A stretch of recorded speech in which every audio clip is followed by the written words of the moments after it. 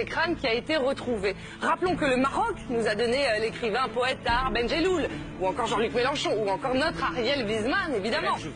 Et ils nous ont donné la chouchouka, une cuisine succulente comme le tagine d'agneau, ou encore la pastilla au poulet, et la pizza 4 fromages. Alors je sais que la pizza est italienne, mais c'est tellement bon que ça pourrait venir du Maroc. Tu vois ce que je veux dire? Bon, cela signifie que nous serions tous marocains. Je suis marocaine, vous êtes marocain, chez vous, vous êtes marocain, tout le monde est marocain. Dora l'exploratrice est marocaine, Donald Trump est marocain, Marine Le Pen est marocaine. D'où vient l'humanité? Une nouvelle étude pourrait bouleverser l'histoire d'Homo sapiens. Pour la première fois, des restes ont été retrouvés au Maroc. Ils dateraient de 315 000 ans. Ce sont les plus vieux fossiles jamais découverts jusqu'ici. Jean-Christophe Bateria. Si Homo sapiens, l'homme moderne, vivait bien il y a 200 000 ans au sud-est de l'Afrique, l'équipe du professeur Jacques Hublin vient de démontrer que 100 000 ans plus tôt, d'autres Homo sapiens peuplaient déjà le nord-ouest du continent. Des fragments fossilisés de 5 individus ont été découverts par hasard au Maroc dans une mine de Djebel Iroud.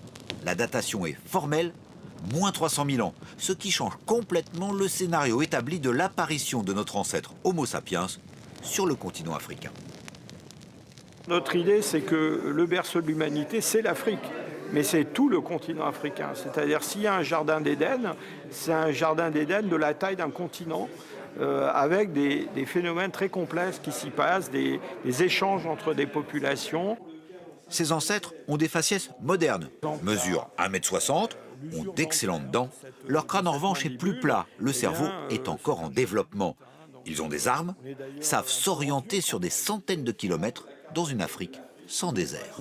C'était des chasseurs-cueilleurs et bien adaptés à un mode de vie dans des savanes où ils chassaient des animaux comme des gazelles, des zèbres, des gnous. Pour le professeur Yves Coppens, ici en Afrique en 1970, cette découverte montre bien que l'humanité n'a pas de date et de lieu de naissance, mais bien plusieurs foyers à plusieurs époques sur le même continent. Ça veut dire quand même que l'homme moderne, comme le premier homme, est né en Afrique et qu'on a tous une origine africaine quelque part. Ce continent d'origine, nos ancêtres y séjourneront 250 000 ans avant que certains en partent pour peupler le reste du monde. Retour en هي أقدم بقايا لفصيلة الإنسان العاقل مكتشفة إلى يومنا هذا. عظام بشرية وأدوات حجرية ومستحثات حيوانية يعود تاريخها إلى حوالي 300 ألف سنة مضت، أي أن عمرها يفوق عمر أقدم إنسان عاقل تم اكتشافه إلى الآن بحوالي 100 ألف سنة. اللي كان معروف بأن أقدم ظهور الإنسان المعاصر وهو ظهر بوادي الأومو بإثيوبيا، وكان السن ديالو حدد في ذلك الوقت في 200 ألف سنة. يعني العالم كله كان كيشهد بأن ظهور الإنسان والأصل ديالو الإنسان المعاصر ظهر في إثيوبيا، إلا أن هذا الاكتشاف الأخير كيبين على أن هذه البقايا العظمية هي تنتمي إلى الإنسان المعاصر. والتاريخ ديال 300 ألف سنة يعني كيجعل المغرب ما بين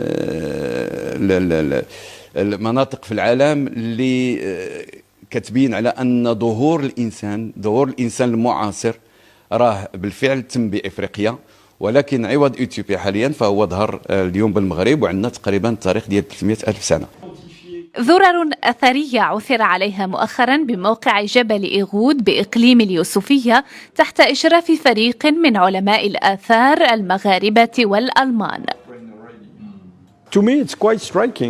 أكثر شيء لافت للنظر هو الشبه الكبير بيننا وبين إنسان جبل إيغود. ليس هناك اختلاف كبير في شكل الوجه والمظهر. وقد تم العثور كذلك على بقايا حيوانات كالغزال وأدوات حجرية مصنوعة من حجر الصوان.